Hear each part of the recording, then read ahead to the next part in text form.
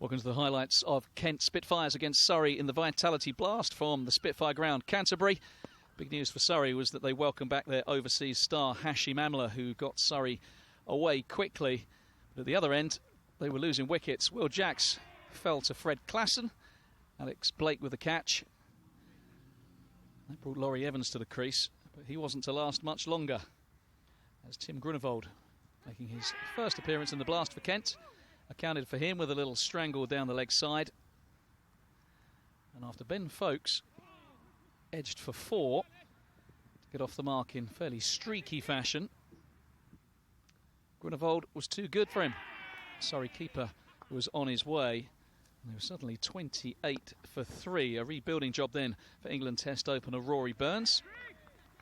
Kent's fielding razor sharp as it has been all campaign. Burns quickly took a shine to the left arm spin of Imran Quayyam. This is 1-6. Amla was also finding the fence with a little helping hand from Jack Leaning.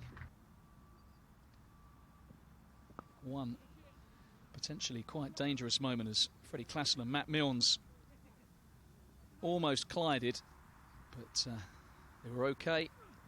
And Klassen was bowling when Amla eventually fell for 75. Great bit of work by Kent and England's Zach Crawley on the boundary. Jordan Cox with the quick hands, and he was gone off 56 balls. 5 4s and 2 6s for the South African. Gus Atkinson came in, and that was the last ball of the innings. He only faced 2 balls, pummeling that one for 6. So 161 for 4 Surrey amassed. Kent needing 162 for victory. There were 1 or 2 scary moments. That good bit of fielding from Reece Topley, who began the bowling for the visitors. And in that one, leg byes over the top of middle stump. Zach Crawley took a shine to Atkinson, pummeling him for this 6 and several more 4s to boot. And Daniel Bell-Drummond, who continued his good work with a quick fire 25, eventually falling to Matt Dunn before more boundaries of Atkinson for Crawley.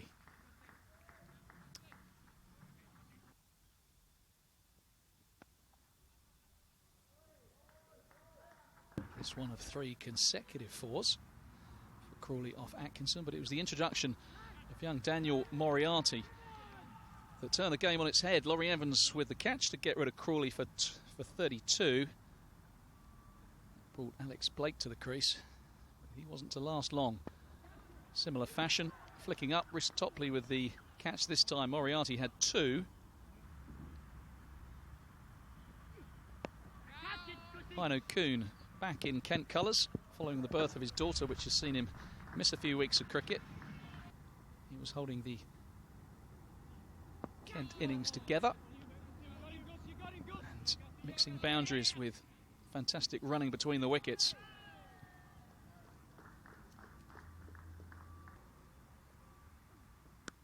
Jack Leaning was playing a pretty decent hand as well. 21 he made off 15 balls, 3 boundaries.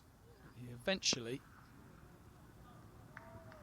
succumbed to Scott Borthwick. There he was pummeling Borthwick for 4, but in the same over, the bottom edge. Ben Folkes showing why he's one of the best keepers in the game. Took the bottom edge. Leaning was on his way. That was 109 for 4. It quickly became 114 for 5 as Moriarty removed Jordan Cox. Bit of a wobble then. Grant Stewart came in to play a fine hand alongside Kuhn. First to 4, then this 6 off Matt Dunn. Hearts in mouths at one stage as the long off fielder looked like he might grab it, but over the rope it went, and Kent were on the brink. And it was Stewart tucking it away off his legs to bring up the victory. He finished unbeaten on 21 off 18. Heino Kuhn played a fine hand with 42 of 31. 4 boundaries for the diminutive South African, and it was head in hands for Surrey as Kent got over the line with 9 balls to spare, winning by 5 wickets to record their first win of the Vitality Blast 2020 campaign. That man on screen there, Heino Kuhn, holding the innings together. Next up for the Spitfires, it's the Sussex Sharks on Thursday at Hove.